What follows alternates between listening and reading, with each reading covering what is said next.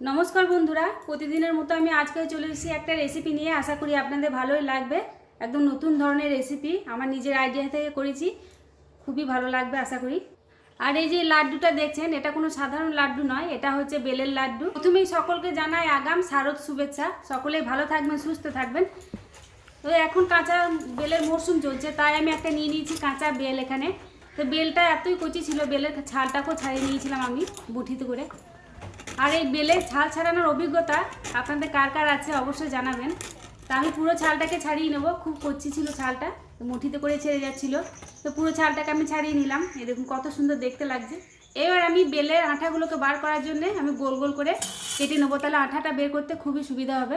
বেলের আঠাটা বের না করলে হবে না, বেলের আঠাটা আগে বের করে দিতে হবে তারপরে।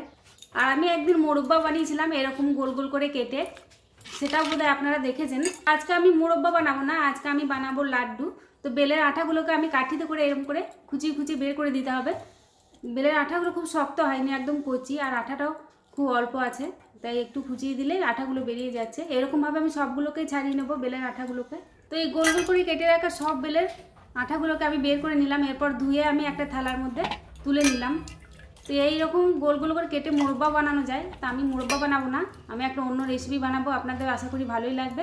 তো সব আমার আঠা ছাড়ানো হয়ে গেল। এরপর আমি এই বেলগুলোকে আমি ঘষে নেব, সুন্দরভাবে ঘষে নিতে হবে বেলগুলোকে। আর এই বেলটা সেদ্ধ করলে লাড্ডুটা বানানো যাবে না, তাই আমি এইটাকে ঘষেই নিলাম। তো পুরো বেলটাকে আমি ঘষে নেবো এরকমভাবে।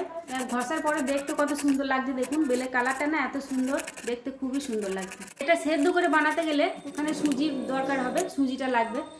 আমি যে লাড্ডুটা বানাবো সেখানে আমি সুজি দেবো না, আমি শুধু বেলেরই লাড্ডু বানাবো একটু চিনি দিয়ে। প্রথমে কড়াই চাপিয়ে দিলাম, তো কড়াই আমি ঘি দিয়ে দিলাম। এরপরে আমি দিয়ে দিলাম একটা এলাচ থেতো করে দিয়ে দিলাম। এরপরে আমি বেলগুলোকে সব ঘিয়ের মধ্যে দিয়ে দিলাম। এবার খুব ভালো করে একটু নাড়াচাড়া করে বেলটাকে ভেজে নিতে হবে। খুব ভালো করে নাড়াচাড়া করে ভেজে নেওয়ার পরে আমি এর সাথে দিয়ে দেবো দুধটা লাগবে। দুধটা দিলে খেতে খুবই ভালো লাগে লাড্ডুটা। তো ভাজা হয়ে গেছে, এরপর আমি দুধটা দিয়ে দিলাম। দুধটা কাঁচা দুধ নয়, এটা আমি সেদ্ধ করে ঠান্ডা করে রেখেছিলাম, সেই দুধটা আমি এখানে দিয়ে দিলাম। দুধটাও সুন্দরভাবে মিশিয়ে নেওয়ার পরে এর সাথে দিয়ে দেবো চিনি। এখানে 1 থেকে 150 গ্রাম চিনি আমি এখানে দিলাম। খুব সুন্দরভাবে এটাকে মিশিয়ে নিতে হবে। আর চিনিটা দেওয়ার পরে চিনিটা গলে একটু জল হয়ে যাবে। চিনির রসটা যতক্ষণে না টানছে ততক্ষণ আমি নাড়াচাড়া করতেই থাকবো।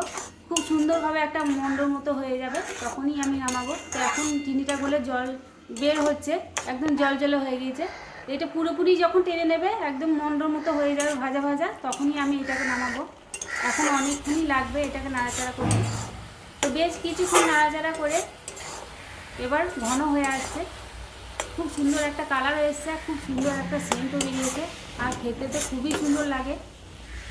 তো লাড্ডু বানানোর মন্ডটা আমার প্রায় রেডি। এরপর আমি এটাকে নামিয়ে নেব।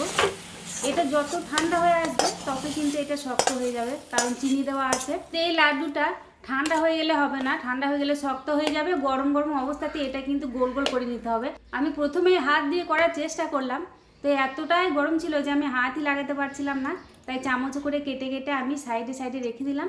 তারপরে একটু হালকা ঠান্ডা হয়ে এলে তারপরে আমি এটাকে গোল গোল করে লাড্ডুর মতো করে বানিয়ে নিলাম। আর এইটা লাড্ডুটা বানানোর আগে হাতে একটু ঘি বুলিয়ে নিতে হবে, তাহলে লাড্ডুটা খুবই সুন্দর হবে।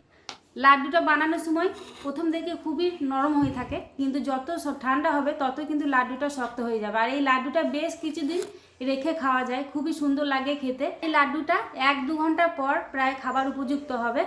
তো আপনারা অনেক লাড্ডু বানিয়েছেন, এরকমভাবে পুজোর সময় বানিয়ে দেখবেন, খুবই সুন্দর লাগবে। একবার নতুন ধরনের একটা লাড্ডু, আশা করি আপনাদের ভালোই লাগবে। তো লাড্ডুটা একটু ঠান্ডা হয়ে এলে এবার আমি পুরোপুরি গোল করার চেষ্টা করব। খুব সুন্দর গোলও হয়ে যাচ্ছে, দেখুন লাড্ডুর মতো পুরো এরকমভাবে আমি বানিয়েছি। দেখুন বন্ধুরা লাড্ডুগুলো কত সুন্দর লাগছে। আমি কিন্তু কোনো ফুড কালার এখানে ব্যবহার করিনি, কিন্তু লাড্ডুটা খুব সুন্দর হয়েছে। আর খেতে তো অসাধারণ হয়েছিল, খুবই সুন্দর হয়েছিল। একবার না খেলে বোঝা যায় না যে লাড্ডুটা খেতে কেমন হয়। এখন তো বাঙালির ঘরে ঘরে সব লাড্ডু বানানো চলছে, আমাদের বাড়িতেও চলছে। তো আমরা এরকমভাবে বেল দিয়ে লাড্ডুটা বানিয়েছি।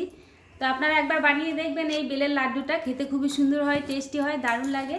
গুড়ের লাড্ডু তো সবসময় খাওয়া যায়, কিন্তু বেলের লাড্ডু সবসময় করা যায় না।